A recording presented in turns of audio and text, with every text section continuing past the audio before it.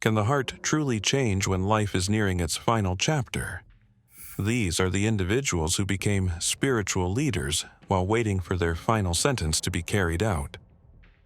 Kelly Gissendaner was born in 1968 in Lawrenceville, Georgia. Her early life was marked by pain and instability. She faced horrible treatment throughout her childhood and teenage years, carrying those scars into adulthood. In 1989, she married Douglas Gissendaner. The relationship was rocky from the start. They divorced in 1993, then remarried 2 years later. By 1997, they had 3 kids and had just bought a house in Auburn, Georgia. From the outside, it looked like a fresh start, but behind the scenes, Kelly had a plan. On February 7, 1997, she set that plan in motion, with help from her lover, Gregory Owen. That night, Owen waited near the house, hiding in the dark. When Douglas arrived home, Owen ambushed him, forced him into his own car, and drove him deep to a wooded area at the Gwinnett County. There, Owen hit him with a club, then used a sharp object on him. Kelly showed up not long after. Together, they set Douglas's car on fire and left his body hidden among the trees. Prosecutors later said her motive was simple. She wanted full ownership of their home and a payout from his life insurance. She was offered a plea deal. She refused. Gregory Owen, however,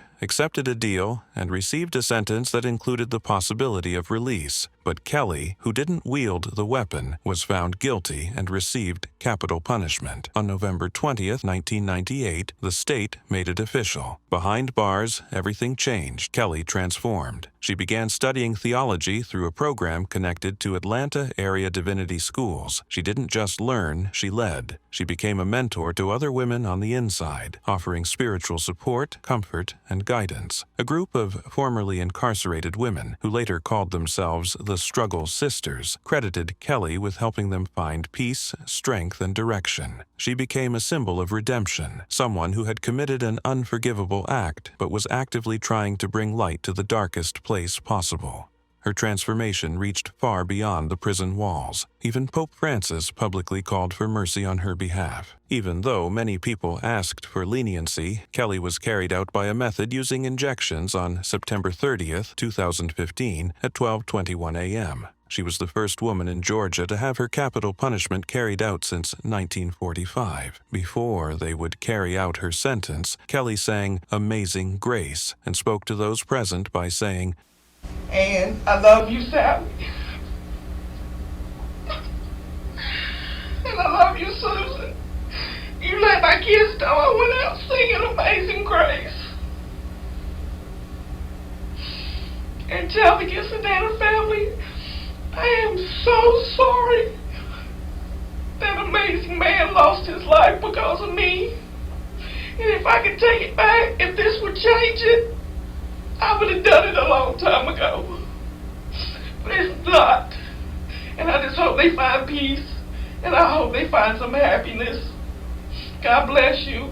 Her final meal included cheese dip with chips, Texas nachos with fajita meat, and a diet frosted lemonade. But the next case? Oh, its ritualistic nature will leave you haunted forever. His early life was chaotic. After his mother, Vonda, remarried, the family moved to Oklahoma. As a teen, Sellers became obsessed with Satanism, claiming he read Anton LaVey's Satanic Bible repeatedly by the time he was 15. He spoke of a demonic force named Ezurate, a presence he said had power over him. Then, at just 16 years old, he crossed a line no one could undo. On September 8, 1985, he walked into a convenience store and tried to buy beer. When the clerk, Robert Bauer, refused, Sellers shot him. Later, he admitted it wasn't about the beer. He just wanted to know what it felt like to take a life. 6 months later, on March 5, 1986, Sellers did the unthinkable. While his mother and stepfather slept, he stripped down to his underwear, trying to limit any trace evidence, and used his stepfather's .44 caliber revolver to end their lives. Then, he staged the scene to look like a break-in. Sellers claimed Satanism and Ezurate drove him to do it. He said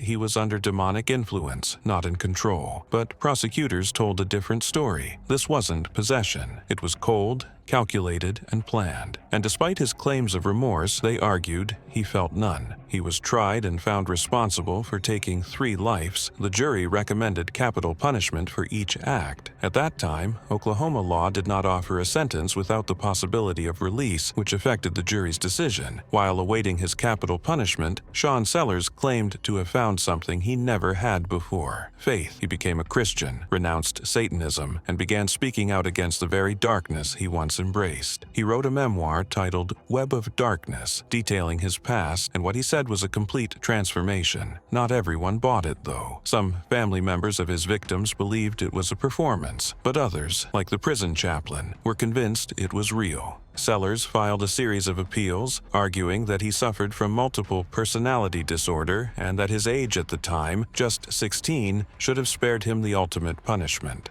But the courts rejected those claims, saying they were filed too late. Even as the sentence date approached, Human Rights Watch and other international groups called for mercy, pointing to his mental health issues and the fact that he was a juvenile when it all went down. But no mercy was shown. Sellers had his capital punishment carried out by a method using injections on February 4, 1999, at the Oklahoma State Penitentiary. For his final meal, he chose Chinese food that included egg rolls, sweet and sour shrimp, and batter-fried shrimp. In his final moments, he sang a Christian song and said, "Here I come, Father. I'm coming home." He also said to the warden, "Let's do it, Gary. Let's get it on." Most people run from danger, but what if walking into it is the only way to survive? This brings us to Will. William Spear was born in Houston, Texas. His childhood was very difficult. His parents struggled with addiction, and from his early years, he suffered. His father punished him with humiliation, once forcing him to wear urine-soaked underwear on his head. His stepfather burned him with cigarettes and hurled cruel words at him like they were routine. At just 15 years old, Spear was forced by his father to inject illegal substances, pushing him into a spiral of addiction and survival. By 16, that pain turned outward. Before we dive into what happened next, make sure to like and subscribe for more stories like this one. Now, under the influence of a friend who claimed his father, Jerry Collins, had been physical, Spear entered the man's home as he slept and pulled the trigger. The act earned Spear a life sentence in an adult prison, where, as a teenager, he became a target for relentless mistreatment behind bars. In 1997, while he was serving his life sentence, Spear took another life. This time, it was part of a prison gang initiation. The gang believed fellow inmate Gary Dickerson had informed them. Spear and another prisoner were chosen to carry out the hit. They did, and were sentenced to capital punishment. Spear's choice to commit another act while already serving a life sentence shows the dangers of the prison setting. A gang meant protection, safety. In a world that had failed him since childhood, it felt like his only choice. While awaiting capital punishment, he began studying religion, quietly at first, then with purpose. Over time, he didn't just join faith-based programs, he led them. Spear became the first inmate to coordinate a prison ministry focused on rehabilitation and spiritual growth. For men with nothing left to lose, he became a voice of peace inside a place built for punishment. In October 2023, the carrying out of his capital sentence was halted just a few hours before it was set to happen. The court issued a stay, citing concerns about errors in the trial and the fact that his childhood had never been properly considered. For now, Spear continues to await his capital punishment, and his future remains uncertain. But what kind of transformation might the following case reveal when the stakes are even higher? Born Margie Velma Bullard on October 29, 1932, she grew up in a strict Pentecostal household, one of 9 children. Her father was reportedly physically harsh, and her mother offered little warmth. At 17, Velma married Thomas Burke, and they had 2 children. For a while, life looked stable, but things changed. After a hysterectomy and chronic back pain, Velma developed a serious addiction to prescription meds, a turning point that strained her marriage. Then came the first loss. On April 4, 1969, her husband Thomas passed in a house fire. The cause? Suspicious, but no charges. It wouldn't be the last time someone lost their life tied to Velma. In 1971, her second husband, Jennings Barfield, took his last breath of what appeared to be heart failure. In 1974, her mother, Lillian Bullard, suddenly passed after severe stomach pain. The pattern continued. Velma, now working as a caregiver for the elderly, was linked to a string of passings, Montgomery and Dolly Edwards in 1977, and John Henry Lee not long after. But it was the case of her boyfriend, Stuart Taylor, that finally broke the pattern. On February 3, 1978, he did not survive after drinking arsenic-laced beverages prepared by Velma herself. She feared he'd discovered her secret. She'd been forging checks and stealing from him. Velma had chosen arsenic for one chilling reason. It mimicked natural illness, helping her avoid suspicion. But this time, her luck ran out. Velma was taken into custody on May 13, 1978. An autopsy found arsenic in Stuart Taylor's body. She admitted to several cases of taking lives, but she was tried only for Taylor's case. The jury took 1 hour to decide and found her responsible for taking his life. She was then sentenced to capital punishment. Confined and awaiting her sentence, she became deeply involved in Christianity. She ministered to other inmates, maintained close contact with spiritual advisors, and even gained praise from Billy Graham for her influence behind bars. In her autobiography, Woman on Death Row, she expressed remorse and asked for forgiveness. Some saw a manipulative move, but many prison staff and clergy believed she had truly changed. Her past included a diagnosis of dissociative identity disorder, but appeals failed. In the end, Velma accepted her fate, choosing to stop fighting and take responsibility for what she had done. Velma had her capital punishment carried out by a method using injections on November 2, 1984, at a prison in Raleigh, North Carolina. She was the first woman in the United States to have her capital sentence carried out after the system resumed in 1976, and the first to be carried out by injection. For her final meal, Velma chose a bag of cheese doodles and a Kit Kat bar. The Kit Kat was a gift from the prison warden who knew it was her favorite treat. Her final words were, "I know that everybody has gone through a lot of pain, all the families involved. I am sorry, and I want to thank everybody who has been so kind to me." The next man's name meant trouble. His transformation, unbelievable. Clyde Vernon Thompson was born in 1910 in Guyman, Oklahoma. His father was a traveling preacher, and the family moved often. Clyde left school after the 4th grade. Despite growing up with religious teachings, he later moved away from the church.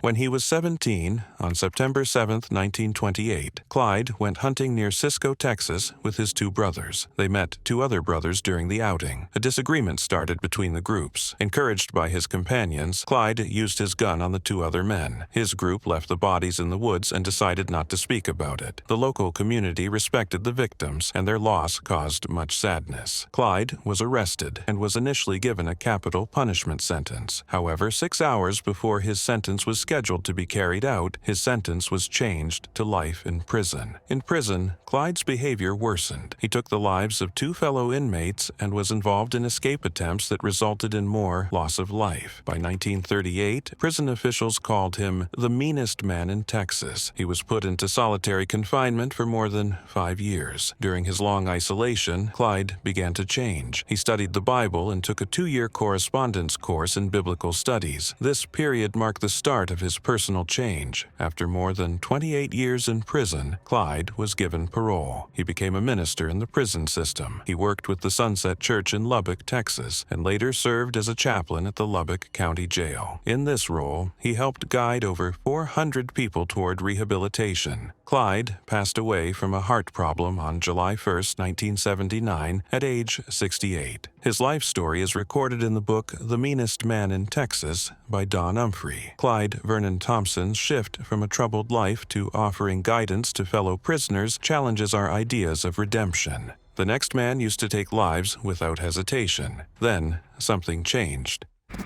Nicholas Todd Sutton was born on July 15, 1961. His childhood was very troubled. His mother left him when he was a baby. His father, who had mental health problems, often behaved abusively toward him. This difficult start in life led him to take very harmful actions later on. At 18, Sutton carried out actions that caused the loss of life of several people. In 1979, he caused the loss of life of his grandmother, Dorothy Sutton, as well as of his high school friend, John Large, and another man, Charles Ullman. These actions led to him receiving serving 3 life sentences, 1 for each individual. In 1985, while he was in prison, Sutton fatally harmed another inmate named Carl Estep by using a sharp object. Sutton described the event as a situation where he felt he had to protect himself after Estep had hurt him. This situation raised questions about whether it was self-defense or an act of unprovoked harmful behavior. Even with his very troubled past, Sutton began to change during his time in prison. He embraced Christianity and became known for his caring actions by both the prison staff and fellow inmates. During a conflict at the prison, he helped save the lives of 3 correctional officers. Because of these actions, several officers and some jurors who had been involved in his case asked for leniency. However, not everyone agreed with this change. Amy Large Cook, the sister of one of the affected individuals, John Large, believed firmly that Sutton should face the final state penalty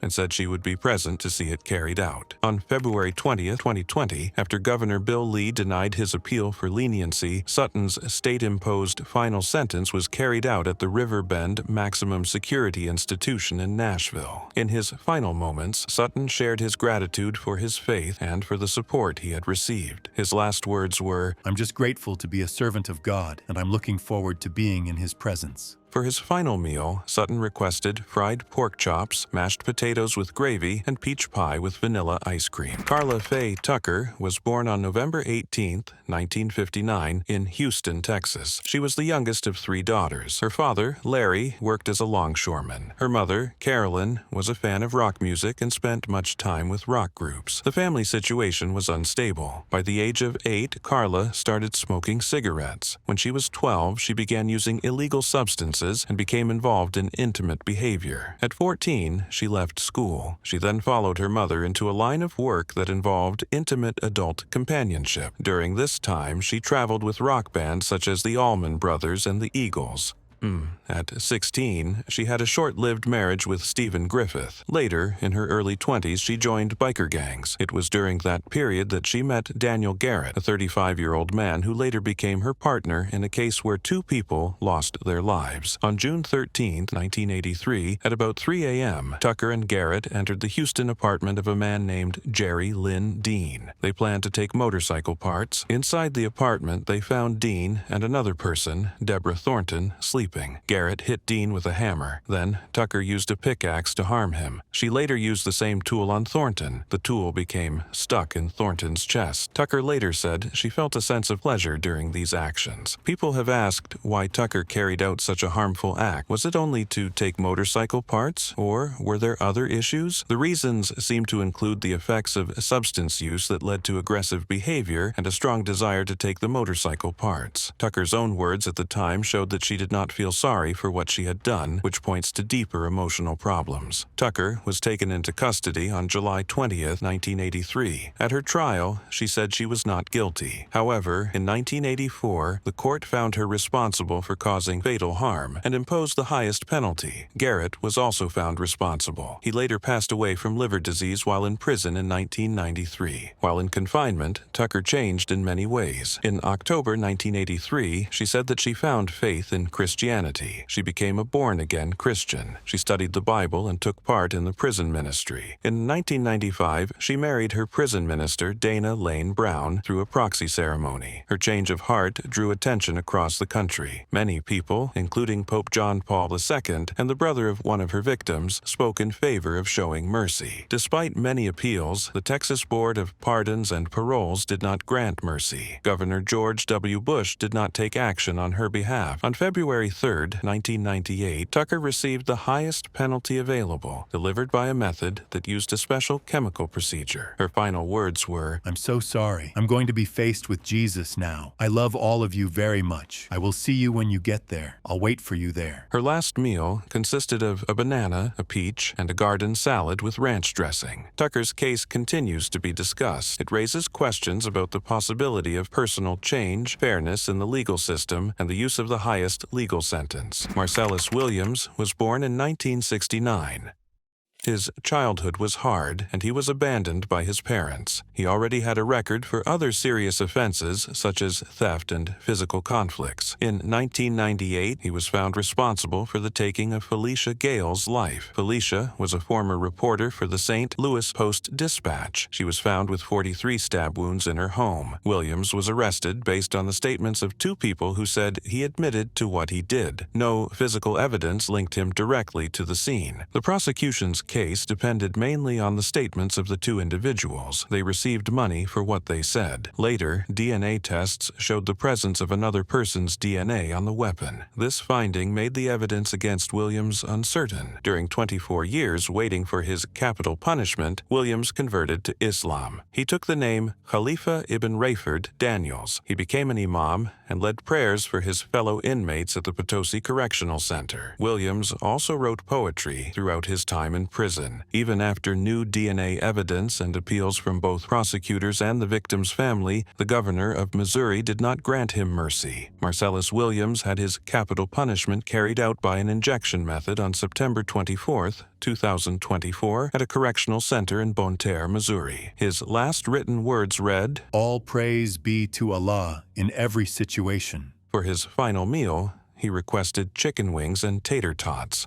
Brad Keith Sigman was born in 1957 in South Carolina. He graduated as the top student from his high school and came from a large, close family. Despite his good start, his life went in a troubled direction as an adult. In 2001, Sigman took 2 lives. After his ex-girlfriend, Rebecca Barber, ended their relationship, he broke into the home of her parents, David and Gladys Lark, in Taylors, South Carolina. He used a baseball bat to strike both of them. After these acts, he took Barber by force using a firearm. Barber managed to escape, and Sigman was arrested soon after. During his trial in 2002, Sigman was found responsible on 2 counts and was given a capital punishment sentence. The prosecutors explained that his plans were carefully made, and the jury was strongly affected by the seriousness of his actions. While waiting for his capital punishment, Sigmund turned to Christianity. He regularly wrote letters and met with his spiritual advisor, Reverend Taylor, a few times in person. They discussed faith and the possibility of change. His commitment to his new faith showed in his interactions with both other inmates and his advisor. As his scheduled carrying out of the sentence approached, Sigmund chose a firing squad instead of the injection method or electric chair. He believed that the firing squad would cause less pain and be more humane.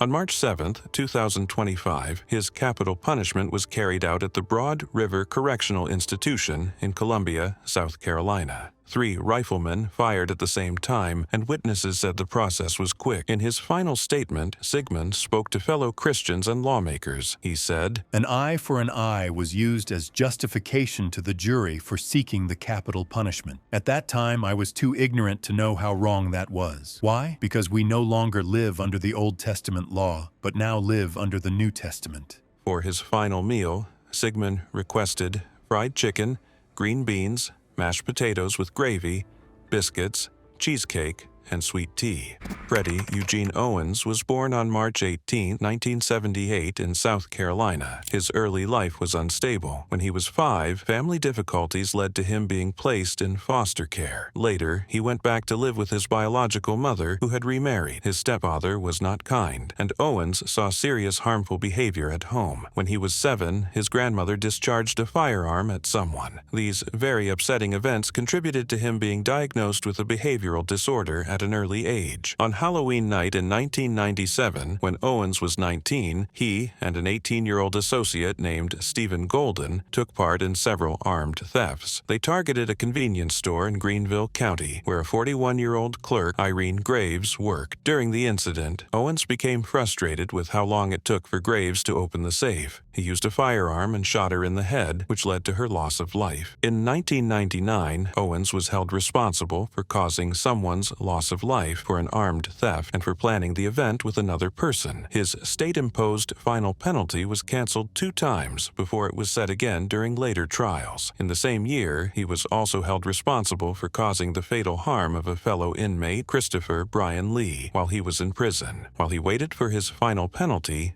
Owens turned to Islam and adopted the name Khalil Divine Black Son-Allah. He studied Islamic teachings, learned Arabic, and wrote many essays and poems. He also showed interest in African history and discussed topics such as the University of Timbuktu and Nubian Queen Amenarenas with his lawyers. His final sentence was carried out on September 20th, 2024, using the medicine infusion method at the Broad River Correctional Institution. This event marked the first state-imposed final penalty in South Carolina in more than 13 years. He did not give a final statement, and the details of his last meal were not shared publicly.